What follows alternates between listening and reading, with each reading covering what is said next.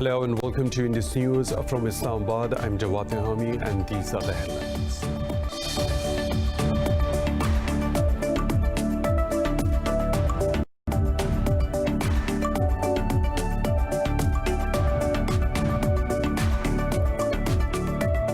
In Afghanistan, 13 civilians have been killed in 2 explosions in the Bulletin district of Kandahar province. A spokesperson for the provincial governor says a vehicle headed for an open-air market hit roadside IEDs. No group has so far claimed the responsibility for the blasts.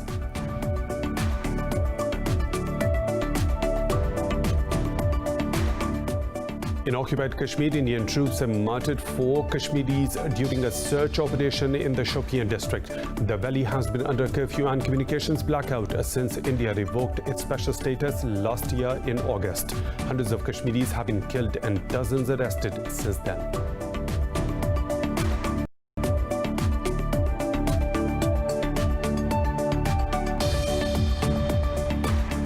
Japan's longest serving Prime Minister Shinzo Abe has announced his resignation, citing health reasons. Abe says his ulcerative colitis worsened last month and he does not want his illness to affect policy decisions. The resignation will now trigger a vote within Abe's Liberal Democratic Party to replace him as president and will be followed by parliamentary elections for a new Prime Minister.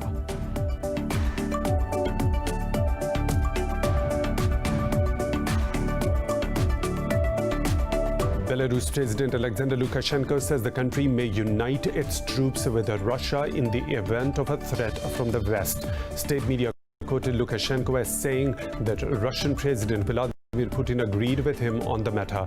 Earlier, Lukashenko put half of Belarus army in combat-ready mode in response to what he said. Those were the headlines and detailed stories right after a short break. Stay tuned.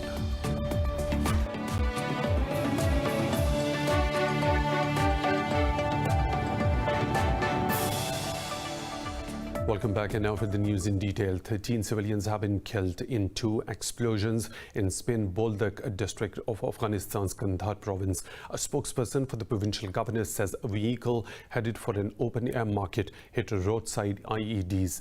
He said 2 people were also wounded in the explosions. No group has so far claimed the responsibility for the blasts. The violence comes as the warring sides in Afghanistan gear up for holding direct talks under the Doha peace deal. In occupied Kashmir, Indian troops have martyred 4 Kashmiris during a search operation in the Shopian district. The valley has been under a curfew and communications blackout since India revoked its special status last year in August. Hundreds of Kashmiris have been killed and dozens arrested since then. Separately, Indian authorities have imposed restrictions across the territory to prevent Muharram processions. Srinagar wore a curfew-like look as shops were shut and heavy security was deployed in the key areas. A group of protesters still took out a procession and raised slogans before police whisked them away. Amnesty International has asked India to investigate allegations of human rights violations by police during the Delhi riots. In a report, the rights watchdog said it has documented videos showing police pelting stones with the rioters, torturing people, and dismantling a protest site. Earlier this year, more than 50 people were killed during the Hindu-Muslim clashes over protests on the controversial citizenship law. Amnesty says the majority of those killed were Muslims. The human rights watchdog said the Delhi police were complicit and an active participant in violence. It said the police acted inadequately in preventing the riots. Amnesty said the police brutalities also included the denial of medical services to victims. It said hate speech by the ruling Bharatiya Janata Party leaders also contributed to the violence. Japan's longest-serving Prime Minister Shinzo Abe has announced his resignation for health reasons. In a press conference, Abe said his ulcerative colitis worsened last month and he did not want his illness to affect the policy decisions. A visibly distraught Abe said he could not continue as he needed to respond to the people's support and confidence in him. The outgoing premier said the new leadership will take up the challenge to tackle the pandemic. I cannot make any mistakes in terms of important decision making. The support of the public, I needed to respond to this with confidence. I cannot do this, and I made a decision to not continue my job as the Prime Minister. We are joined by Dr. Stephen Orneggi, political analyst from Japan. Thank you for your time at Indus News. First of all, do you see Prime Minister Abe's approval ratings or any other factor other than health that might have led to his resignation?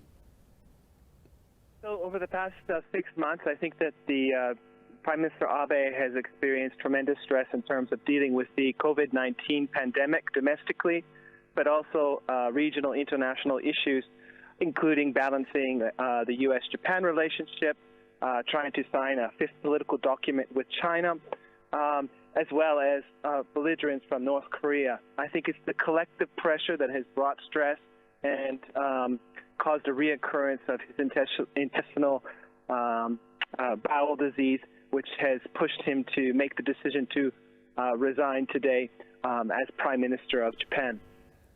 So, Dr. Stephen, how will Prime Minister Abe's resignation affect national, regional and global politics? This is an excellent question. Thank you. So I think that we can understand his legacy and how it's going to affect moving forward at those three levels. First, domestically, I think that when we assess Prime Minister Abe's record, what we can say is that there was not enough commitment to structural reforms to push the Japanese economy into different, in a more positive direction. That being said, I think that there are some important reforms that he's adopted domestically. For example, modest migration reform. Second, corporate governance reform. Third, pushing womenomics. And again, I think that he could have done more here, but he's pushed the topic of including women and promoting diversity and inclusion in a much positive direction. Regionally, I think when we look at the importance of the Abe administration and how it will go forward, I think there's a few areas that we can look at. First, South Korea-Japan relations. I think Prime Minister Abe, being a conservative, and some in quarters they call him a nationalist, did attempt to push South Korea-Japan relations in a positive direction by signing the 2015 December Comfort Women Agreement.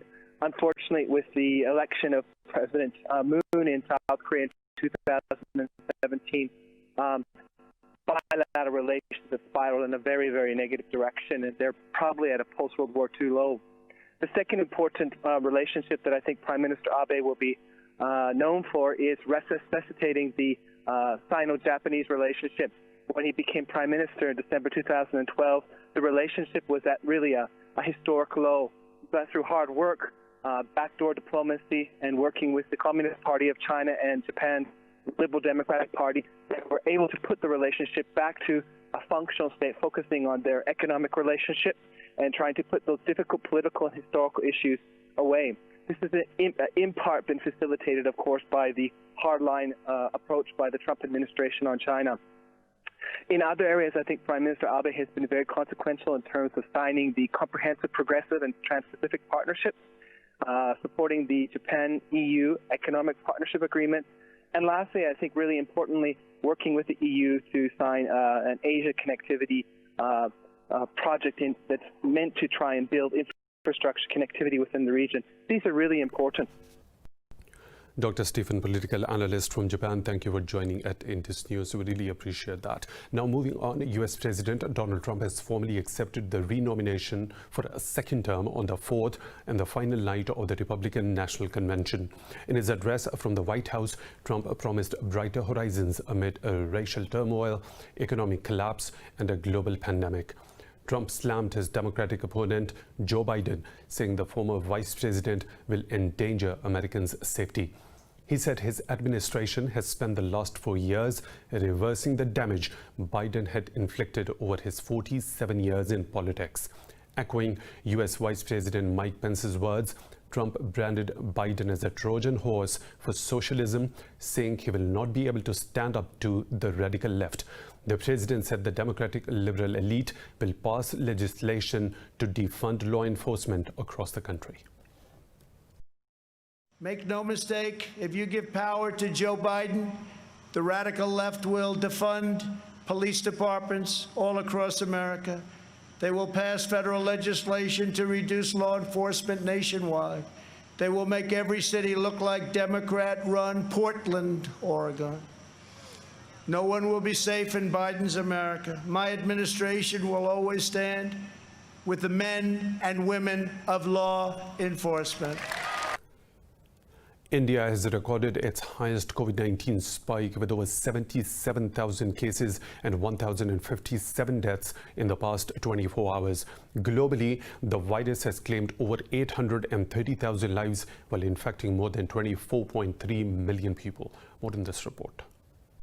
The new coronavirus continues to devastate India, setting grim records every day. The country has the world's fourth highest death toll of over 61,000 and third highest infection tally of more than 3.3 million. Over in Latin America, the cases toll has crossed the 7 million mark despite some countries reporting a decline in infection. US President Donald Trump says mass production of vaccines that are in their final phase has already begun. Under Operation Warp Speed, we have 3 different vaccines in the final stage of trials. Right now, years ahead of what has been achieved before. Nobody thought it could ever be done this fast. Normally it would be years, and we did it in a matter of a few months. We're producing them in advance so that hundreds of millions of doses will be quickly available. We will have a safe and effective vaccine this year, and together we will crush the virus.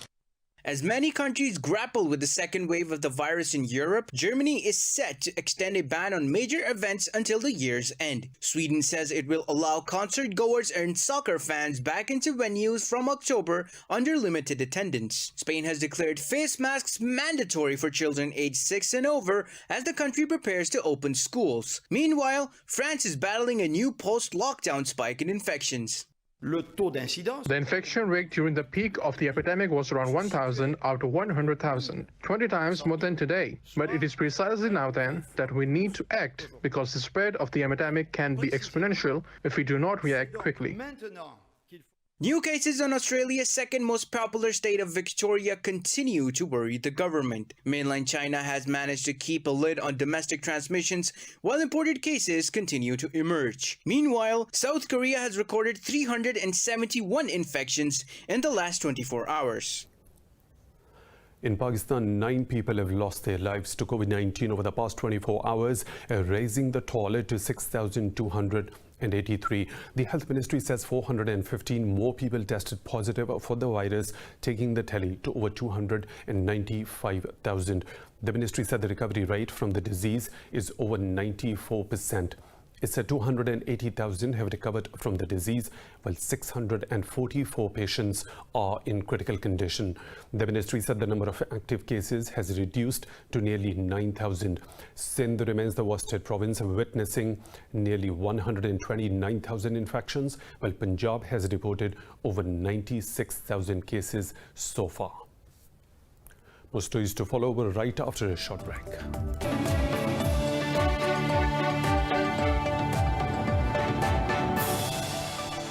Welcome back. The Arab coalition fighting in Yemen says it has downed a ballistic missile launched by the Houthi rebels towards Saudi Arabia. In a statement, coalition spokesman Turki al-Maliki says the forces intercepted and destroyed a projectile aimed at civilians in Najran.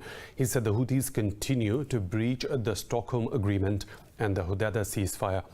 Maliki said the rebels' actions are a credible threat for regional and international security. The spokesman said the coalition will continue to confront such hostile and terrorist acts. Yemen has been marred by violence since 2014 after Houthis overran much of the country, including the capital, Sana'a. In Lebanon, 2 people have been killed and 3 others wounded during clashes in Khalideh town, south of Beirut. The Lebanese army said it has deployed units in the town to control the situation and restore order. The military said it has arrested 4 people in connection with the clashes. Eyewitnesses reported heavy gunfire and fires blazing in nearby buildings. The confrontation erupted days after the row over a banner marking the Shiite Muslim Ashura religious ritual. Iraq says 3 Katyusha rockets struck Baghdad's heavily fortified green zone, which houses foreign missions, including the U.S. consulate. The Iraqi military said the rockets were fired from the Bajia neighborhood. It said the projectiles fell in an empty area and caused no significant damage. Yesterday, a rocket also landed in Jadariya neighborhood, which is close to the green zone. No group has so far claimed the responsibility for the attacks. Israel says it has targeted Hamas military posts in airstrikes on the Gaza Strip. The military said the raids were conducted in retaliation to 6 rockets fired from the Palestinian faction. No casualties have been reported from the attacks so far. The military said it also struck a weapons manufacturing site of the Hamas group. Hamas has not yet responded to the Israeli claims.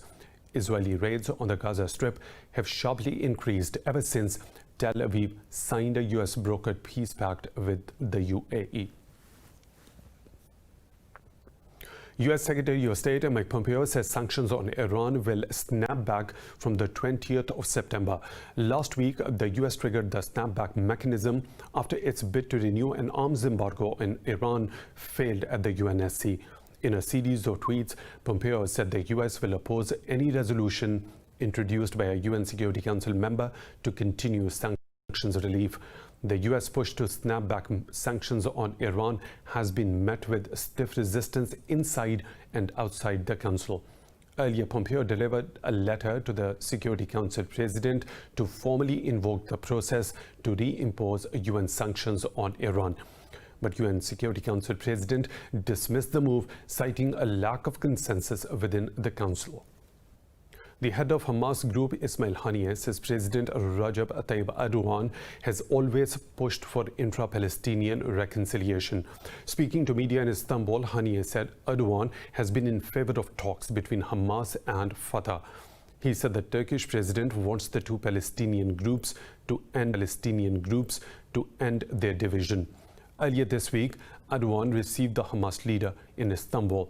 He also made a phone call to Palestinian President Mahmoud Abbas, who welcomed Ankara's role to help them achieve a reconciliation. The 2 Palestinian groups have remained at odds since Hamas seized the Gaza Strip from Fatah in mid-2007. The Libyan army says militias loyal to Commander Khalifa Haftar have violated a recently declared ceasefire. The UN-backed government and the rival Eastern-based parliament agreed to a truce just last Friday. In a statement, the army said the militant groups attempted to target troops with more than 12 Grad missiles. It said the operation of Sarat and Jufra will not hesitate to respond to these actions. Earlier, the Libyan government warned Haftar against continuing attacks in the cities of Sarat and Taragin. Belarus President Alexander Lukashenko says the country may unite its troops with Russia in the event of a threat from the West. State media quoted Lukashenko as saying that Russian President Vladimir Putin agreed with him on the matter. He added that not a single Russian soldier has yet crossed the border into Belarus. Earlier, Lukashenko put half of Belarus' army in combat-ready mode in response to what he said were threats from the West. He also threatened to retaliate with reciprocal measures if any sanctions were imposed against his country. On Thursday, EU foreign ministers sought sanctions against Belarus to pressure Lukashenko into holding new elections. Lukashenko is facing the biggest challenge in his 26 years in power after protests erupted following a contested August 9 election. In the U.S., 6 people have been killed as the Hurricane Laura left a trail of destruction across a wide swathe of the state of Louisiana. The National Hurricane Center says the Category 4 storm is the most powerful to hit Louisiana in about 164 years. Authorities said a teenage girl and an elderly man died when trees crushed their homes while another man drowned. Officials said the storm caused less havoc than forecasts had predicted and that it will take several days to assess the true extent of the damage. Packing winds of 240 kilometers per hour, the hurricane also knocked out power to over 1 million customers in Louisiana, Texas, and Arkansas. The authorities said Laura has downgraded to a tropical storm with maximum sustained winds of about 105 kilometers per hour. The storm is headed to Louisiana-Arkansas border and is expected to drift into Atlantic Ocean near Delaware on Saturday. The UN says at least 887 civilians were killed across South Sudan between April and June. In its quarterly report, the UN mission in South Sudan documented more than 417 incidents of violence against civilians. The report said 531 others were wounded, 176 abducted, and 26 were subjected to sexual violence. It said during the first quarter of this year, in 275 incidents of violence, 658 civilians were killed. It said another 452 were injured, 592 abducted, and 65 were subjected to sexual violence. It disclosed that intercommunal violence involving community-based militias was the biggest cause of the conflict. British airline Virgin Atlantic says it will start services between the UK and Pakistan in December. In a statement, the airline said its flights will go on sale next month. In a tweet, Virgin Atlantic said direct flights will be flown from Heathrow to Lahore and Islamabad. Additionally, the airline will operate direct flights to Islamabad from Manchester Airport. The announcement comes after the British Airways sought permission from Pakistan's aviation body to operate flights to Lahore. More stories to follow right after a short break.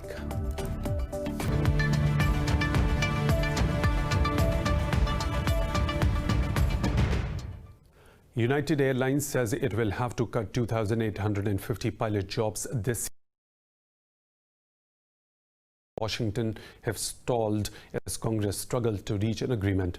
The Chicago-based United relies mostly on international travel, which is expected to take longer to rebound from the pandemic. American retail giant Walmart says it is teaming up with Microsoft to acquire US assets of the Chinese social media app TikTok. This comes after TikTok CEO Kevin Mayer said he is leaving the company 3 months after his joining. Following the announcement, Walmart's shares surged by 5%. In a statement, the retailer said TikTok's integration of e-commerce and advertising is a clear benefit to creators and users. With Walmart's intention, it joins several others bidding on the tech company, including Oracle. TikTok's parent company, ByteDance, is close to an agreement to sell its US, Canadian, Australian, and New Zealand operations.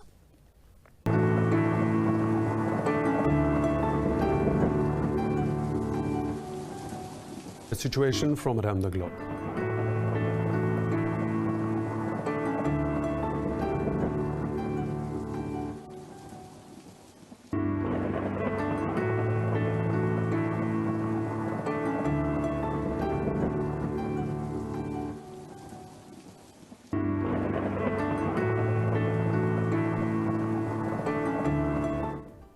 And that is all for now. For the latest updates, you can follow us on social media at Indus News.